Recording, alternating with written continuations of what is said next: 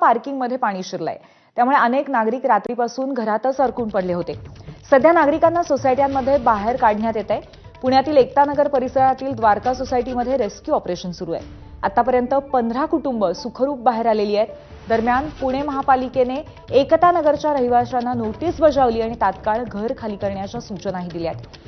याच सगळ्या परिस्थितीचा आढावा घेतला आमचे प्रतिनिधी शिवानी पांढरे। अडकलेले लोक आहेत त्यांना बाहेर काढण्यात येते आणि आपल्या सोबत महापालिकेचे अधिकारी आहेत त्यांना विचारा साधारणपणे किती लोकांना रेस्क्यू केलंय। पुण्यातल्या एकता नगर परिसरात मोठ्या प्रमाणात सोसायट्यांच्या पार्किंगमध्ये पाणी शिरल्याचं आपण पाहायला मिळालं होतं। खडकवासला धरणातनं जे काही विसर्ग करण्यात येत आहे त्यातनं हा सगळा प्रकार आहे तो बघायला मिळाला होता। ज्या अग्निशमन दलाचे जे नागरिक आहेत पथक आहेत ते आता नागरिकांना बाहेर काढतायत, त्यांचा रेस्क्यू करण्याचं सगळं चालू आहे। आतापर्यंत 20 कुटुंबीय आहे ते या सगळ्यांना बाहेर काढण्यात आले आहे आणि त्यांना स्थलांतर करण्यात आलं आहे। इथलं जर बघितले तर इथलं पातळी वाढण्याची शक्यता आहे। हे सगळं पाहता वारंवार नागरिकांना इथे आवाहन करण्यात येत आहे की तुम्ही बाहेर या, सुरक्षित ठिकाणी आम्ही तुम्हाला हलवू एवढं आहे। तर आपण जर बघितलं तर काही जे नागरिक आहेत ते मध्ये पार्किंग मध्ये थांबल्याचं आपल्याला पाहायला मिळत आहे। त्यांना अग्निशमन दलाचे जे काही जवान आहेत ते बाहेर काढतीलच, पण एवढं असलं तरीही प्रत्येक नागरिकाने आहे ते या ठिकाणी